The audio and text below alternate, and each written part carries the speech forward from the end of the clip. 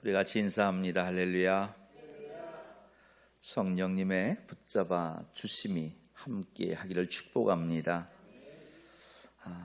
부활절 지난 두 번째 주일, 지난주에는 우리가 마가복음 16장 1절로 8절의 말씀을 통해서 부활하신 예수님의 모습을 보았다면, 오늘은 누가복음 24장 1절로 12절의 말씀을 통해서 기독교 신앙의 핵심인 바로 우리 주 예수 그리스도의 부활에 대해서 한 번 더 묵상하는 시간을 가져보려고 합니다.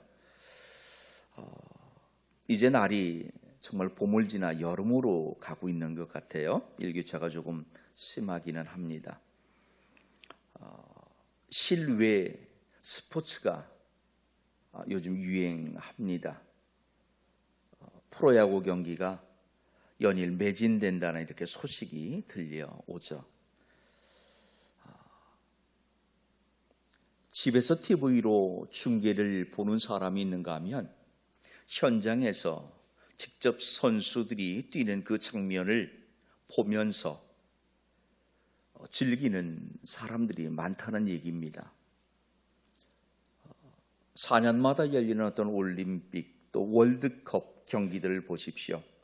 수많은 비용을 지불하고서라도 때론 지구 반대편에 있는 그곳까지 나라가 개회식과 폐막식을 보기도 하고요, 자국의 경기들을 보면서 응원하기도 합니다.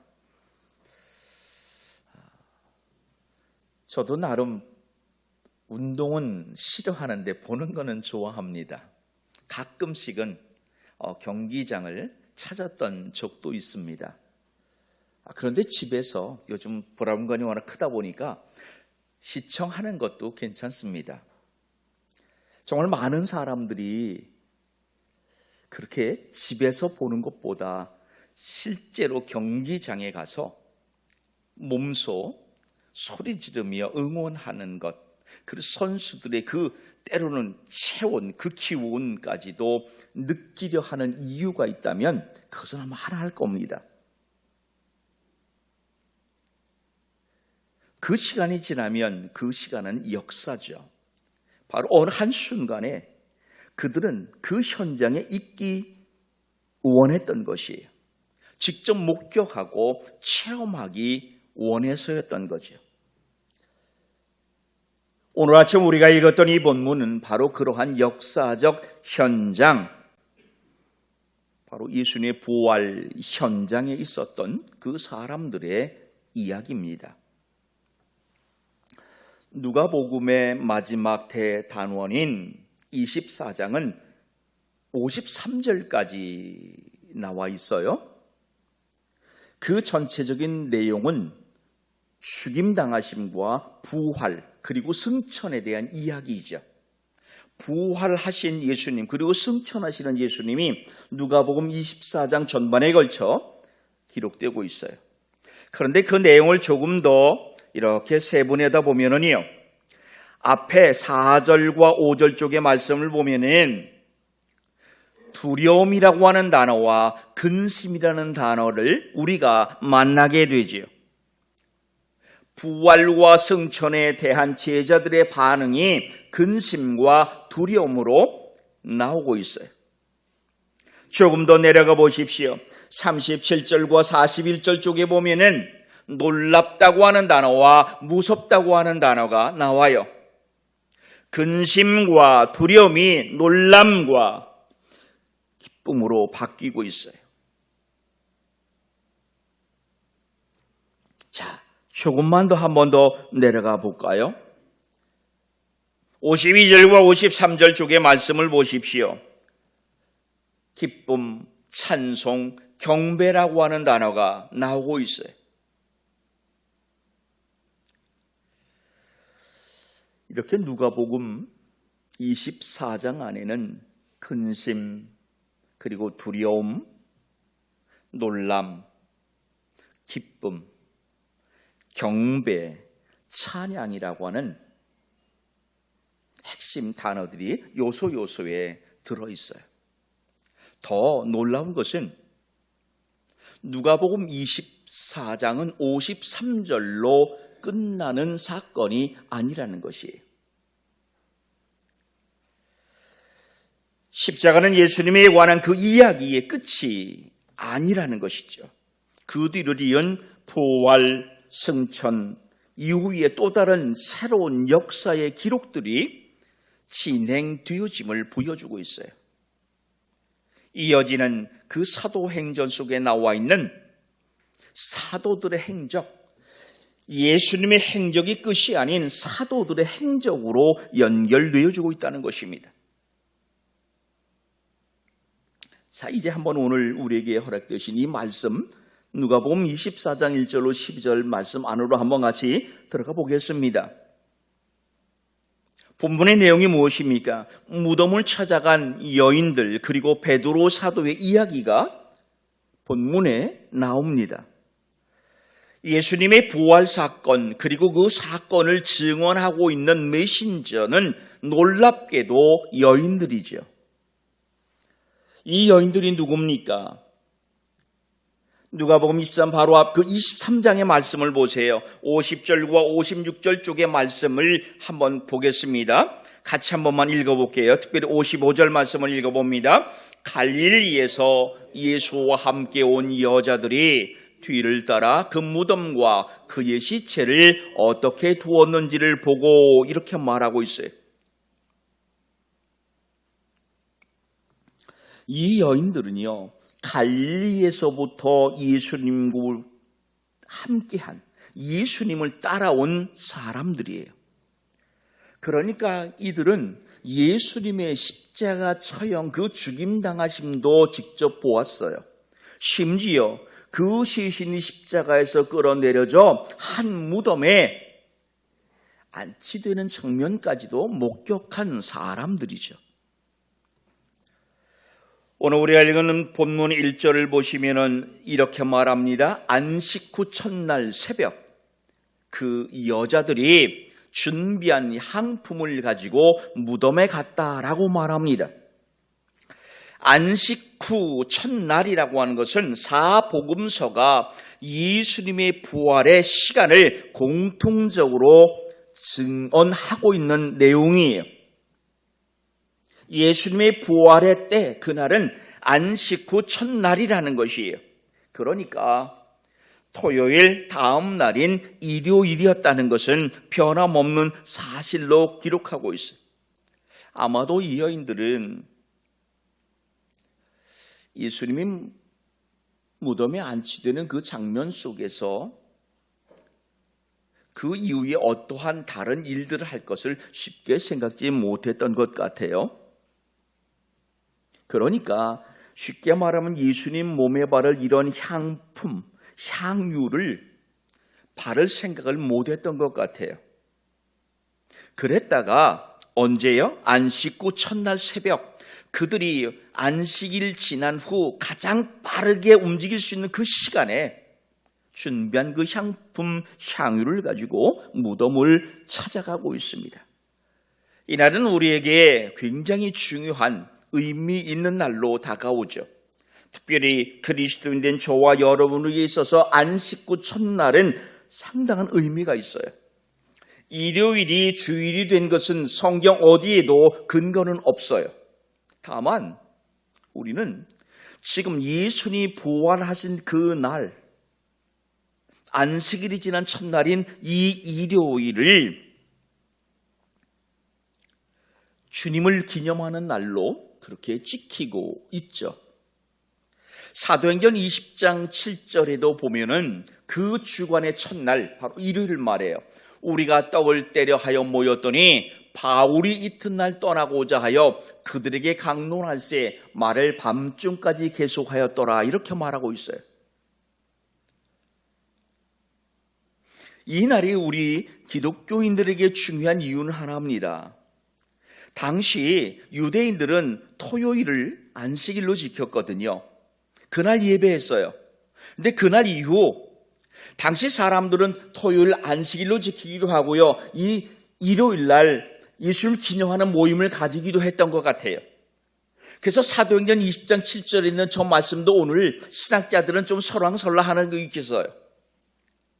바울 사도를 떠날 때 환송했던 예배가 일요일이었지 예수님을 기념하는 예배가 그날이었던 건 아니라고 말하기도 해요. 어쨌든 그 안식일, 금요일 해가 질 때부터 토요일 해 지기 전까지의 이 안식일이 하나님께 예배하는 날이었던 유대인들에게 있어서 예수님이 부활하신 그날을 기념하는 그 예배의 모임들이 형성됐다는 것은 상당한 의미가 있는 것이죠. 그리고 오늘날 저와 여러분이 가지고 있는 이 기독교 신앙에 있어서 일요일이 주일됨은 바로 조금 전에 보았던 그런 말씀 하나하나가 어떤 근거가 되어서 우리 안식일이 아닌 일요일을 주일로 지키고 있는 것이에요.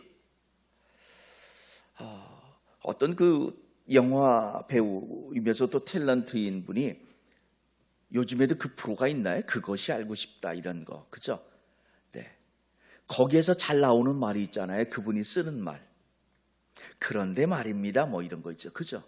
실은 이 누가복음 24장 안에서 정말로 많이 등장할 수밖에 없는 말이 그거죠.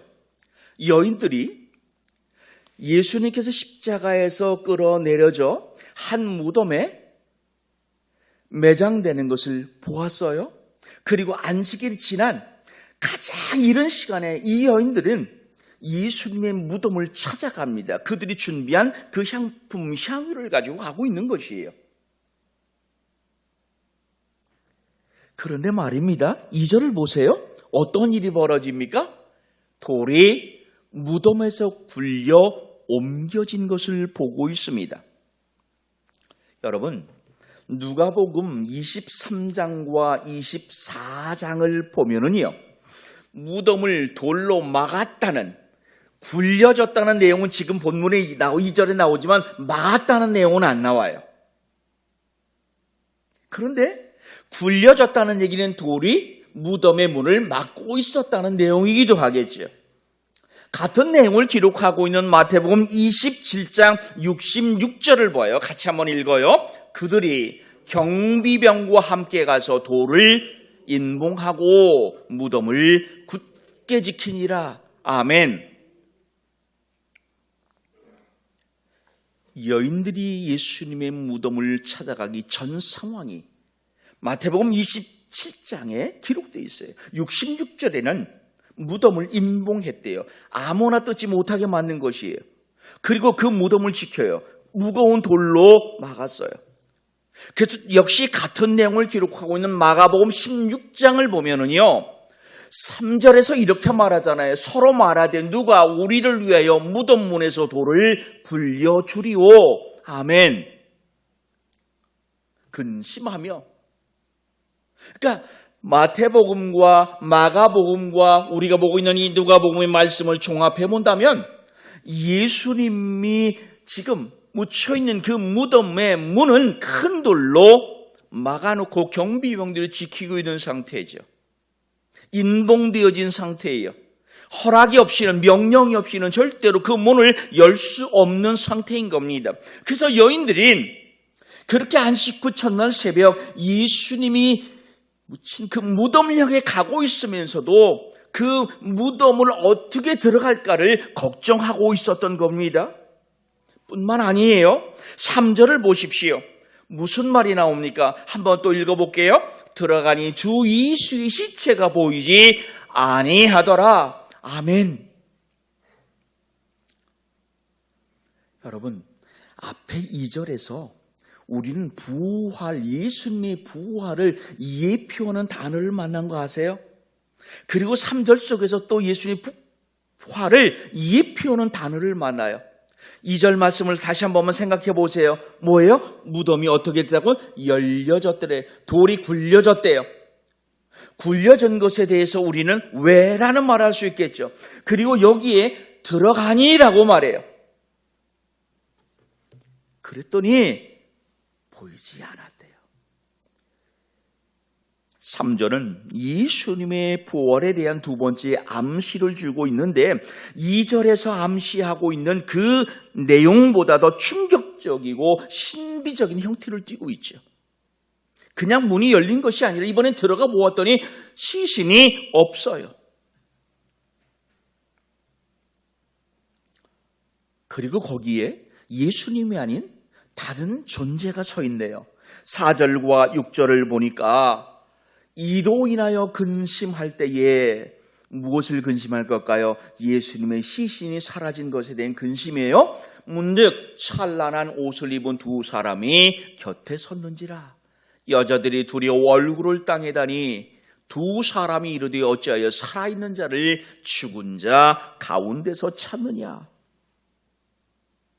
근심하는 여인들, 이것이 마치 마태복음 27장 64절 이하에 보면은 예수님을 십자가에 못 박아 죽게 한 그들이 무덤을 굳게 지키라고 하잖아요. 시신이 없어질까, 누가 도둑질할까 걱정되니 지키세요 했던 그들의 내용과 다르지 않은 거예요. 아마 이 여인들도 누가 훔쳐간 것은 아닌가 그렇게 생각한 것 같아요. 그런데 이러한 근심하는 여인들에게 두 사람이 나타난 거예요. 아니, 이미 그들은 거기에 있었던 것 같아요. 그리고서 말합니다. 어찌하여 살아있는 자를 죽은 자 가운데서 찾느냐. 이어서 6절과 7절의 말씀을 보니까 천사들이 예수님께서 살아 계셨을 때에 예언하신 그 말씀대로 지금 살아나셨음을 여인들이 다시 상기할 수 있게 만들어주시고 있는 거예요. 같이 한번 읽어보겠습니다. 여기 계시지 않고 살아나셨느니라. 갈릴리에 계실 때에 너희에게 어떻게 말씀하셨는지를 기억하라. 이러시기를 인자가 주인의 손에 넘겨져 십자가에 못 박히고 제3일에 다시 살아나야 하리라 하셨느니라. 아멘. 여인들이 비로소 천사의 말을 듣고 가맣게 잊고 있었던 예수님 말씀을 기억해요. 7절의 그 말씀을 기억한 거예요. 살아나리라. 할렐루야. 천사들을 통해서 부활의 소식을 들었어요. 예수님의 시신이 있어야 할 그 자리가 비어있는 것을 그들이 직접 목격했어요. 큰 무덤 앞을 막고 있던 그 돌이 굴려진 것을 그들은 보았어요. 8절과 9절을 보세요. 그들이 예수의 말씀을 기억하고 무덤에서 돌아가 이 모든 것을 열한 사도와 모든 이에게 알렸더라. 이렇게 말하고 있어요. 여인들이 무엇을 알린지는 성경이 기록되어 있지는 않아요. 그럼 여러분들 무엇을 알렸을까요? 여러분들 같으면 두려움에 떨고 있는 그 제자들이 무엇을 알렸을까요? 내가 갔더니 무덤이 굴려져 있더이다. 무덤 안을 들어가 보았더니 예수님의 시신이 없더이다. 근심하고 있던 차에 찬란한 옷을 입은 두 사람이 나타나서 우리를 향하여 예수님께서 말씀하신 그 말씀대로 살아나셨다 하더이다. 살아난 사람을 왜 무덤에서 찾느냐 하더이다. 이 말 아닐까요? 사랑하는 여러분, 하나님 말씀을 들을 때 믿음이 되시길 축복합니다. 말씀을 읽을 때 그 말씀이 아멘이기를 축복합니다. 그리하여 하나님 말씀 하나하나가 살아 움직이는 글자가 되기를 주의 이름으로 축복합니다. 지금 우리는 쉽게 아멘 하지만 여러분 정말 힘든 거예요. 제자들 보세요. 11절을 보세요. 사도들이 여인들의 말을 듣고 나서 뭐라고요? 허탄한 듯이 들려 믿지 아니하나, 이렇게 말해요. 허탄한 듯이 뭐예요? 헛말을 하고 있는 것이에요. 아주 쉽게 말하면, 아니 저것들이 지금 잠이 덜겠나, 이 말이에요. 새벽 일찍 나가더니 어디 나갔다 온 줄도 모르겠지만 나갔다 오더니 저것들이 헛말을 하고 있네, 그렇게 받아들이고 있는 겁니다. 여러분, 신명기 19장 15절 이하에 보면은요, 증인의 효력을 발휘하는 조건이 있잖아요. 그게 뭐예요? 세 번째 줄 보세요. 두 증인의 입으로나 세 증인의 입으로 그 사건을 확증한다라고 되어 있어요. 혼자 주장하는 것은 별로 신빙성이 없지만 그 하나의 일을 두 명, 세 명이 맞다라고 주장할 때에 그 주장을 맞는 것으로 인정하라는 말인 거예요. 그러니까 우리가 말을 잘해야 돼요.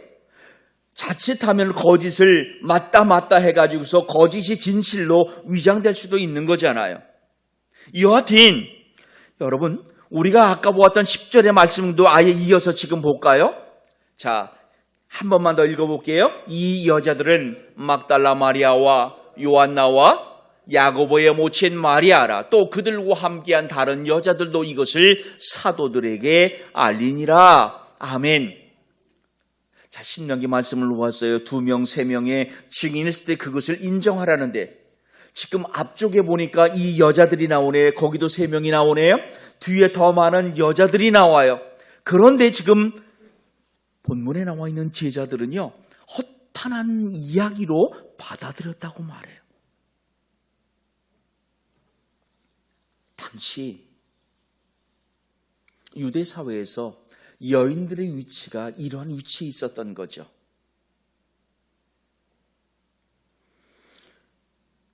사회 속에서 여성들에 대한 지위에 대한 편견이 알게 모르게 지금 이 제자들에게 있었던 것이에요. 더 나아가 이 여인들이 주장하는 이 내용, 비현실적이고 비합리적인 내용인 거잖아요. 어떻게 죽었던 사람이 살아나요? 물론 이전에 죽었던 사람을 살리는데 그것은 예수님이 하셨잖아요. 근데 지금은 예수님 당신이 죽으셨는데 어떻게 살아날 수 있을까? 비현실적인 거예요. 비합리적인 거예요. 거기다가 증언하는 사람들이 상대로 여성들인 거예요.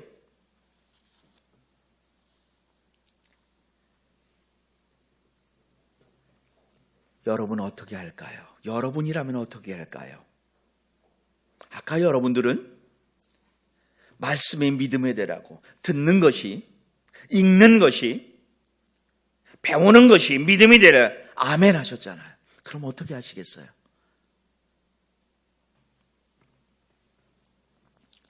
제자들과 같지 않기를 주의 이름으로 부탁합니다. 베드로 사도를 보세요. 12절을 보니까요, 여인들의 말을 그냥 가볍게 넘기질 않고 있어요. 일어나 무덤에 달려가서 구부려 들여다보니 세마포만 보이는지라 그 뒷일을 놀랍게 여기며 집으로 돌아가니라, 이렇게 말하고 있어요. 오늘날 성경학자들은 다른 제자들이 여인들이 전하는 예수님의 부활을 허황된 얘기로 제껴놓을 때에 베드로 사도는 그 말을 마음에 담아 무덤까지 갔다고 하는 내용을 기록함으로써 베드로 사도의 권위를 지금 세워주고 있어요. 아마도 앞에 나왔던 그 닭 울기 전 부인했던 그 첫째 제자 베드로의 권위가 상실된 것을 회복시켜주는 의도도 엿보여요. 그러나 그러한 것들은 성경학자들에게 놓고 우리가 말씀으로만 접근해 본다면 지금 베드로 사도가 무덤에 달려간 이유는 여기서 찾을 수도 있지 않겠어요? 일찍이 베드로 사도는요, 예수님께서 예언하신 말에 귀 기울여 듣지 않았던 사람이잖아요. 다 버릴지라도 나는 당신을 따르겠습니다.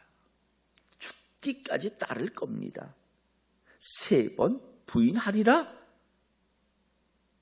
아마도 베드로 사도는 그렇게 생각하지 않았을까? 절대 그런 일 없을 것입니다. 그런데 놀랍게도 예수님 말씀하신 그대로 이루어짐을 그가 직접 경험했어요. 바로 이틀 전. 그러니 부활했다고 하는 여인들의 이 소식은 절대로 쉽게 흘려버릴 말이 아니었을 것 같은 거죠.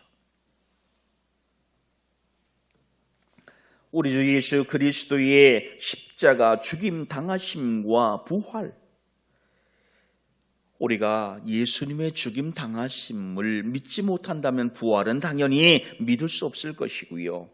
부활을 믿지 못한다면 죽임 당하심은 우리에게 허황된 이야기에 불과할 것입니다.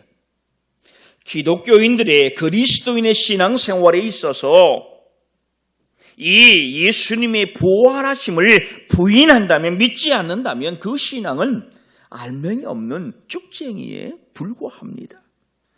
부활은 세상 어느 종교에도 없는 기독교만의 핵심 믿음이에요.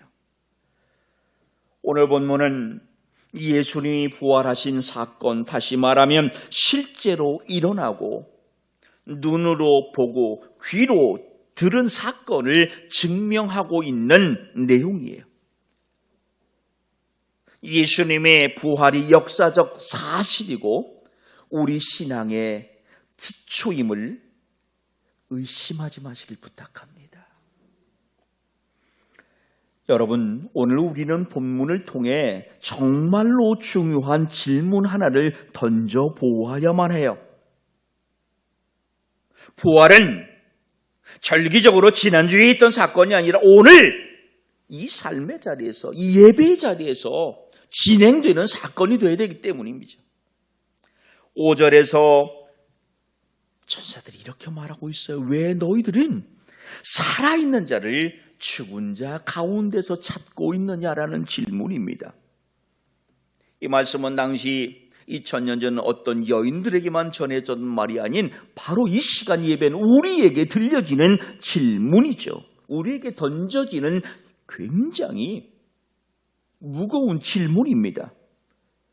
여러분, 오늘 우리가 어디서 예수님을 찾고 있습니까? 죽음의 장소에서 찾고 있는 것인지 아니면 생명의 자리에서 예수를 찾고 있는지를 우리가 반드시 알아야 돼요. 때로 우리가 찾는 예수님은요, 종종 역사의 한 페이지 속에 있는 예수예요. 심지어 내 삶의 자리에서 나에게 한 경험, 고백으로 등장했던 그 자리에서 우리는 예수님을 찾아요. 과거의 역사 속 경험되어진 그 자리에서 찾는 예수. 여러분, 천사들의 여인들에게 말한 왜 살아난 사람을 무덤에서 찾느냐라고 할 때 그 무덤이 오늘 우리에게 어디냐는 거예요. 과거, 저 역사 속의 그 시간의 흔적, 그곳이 바로 영적인 무덤이에요. 오늘 예수님은요, 살아나신 예수님은 이 시간 역사하세요. 아멘. 이 자리에서 역사함을 믿으시기 바랍니다. 내 삶의 모든 영역에서 살아계신 예수님을 만나는 아침이기를 축복합니다. 그래서 내 직장에서, 때로 학교에서, 가정에서, 관계 속에서 어디서든지 살아계신 그 예수, 그 예수가 저와 여러분에게 능력이 되기를 축복합니다. 분명히 기억하십시오. 예수님은 2000년 전 저 유대 땅 어느 한 곳에서 부활하신 분이 아니에요. 오늘 바로 여기서 부활하셔서 우리에게 살아계심을 보이시는 예수가 되어야 돼요. 이 현장에서 만나는 예수. 그리할 때 우리는 그 부활의 기쁨과 감격, 능력으로 넘어지지만 일어설 수 있게 될 것입니다. 흔들리지만 견고하게 서게 될 줄 믿습니다. 의심되지만 아멘으로 고백하게 될 줄 믿습니다. 기도합니다. 하나님, 부활이 단순한 종교적 개념이 아닌 우리에게 소망과 새 생명을 약속하는 역사적 사건임을 고백합니다.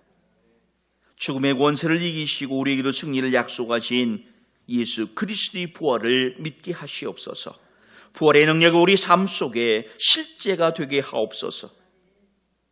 기도와 원의 죽음의 자리에서 예수님을 찾지 않게 하시옵소서. 일상에서 삶의 모든 순간에서 부활하신 예수님, 바로 살아 역사하시는 예수님을 만나는 복된 경험이 있게 하옵소서. 감사하며 예수님 이름으로 기도하옵나이다. 아멘.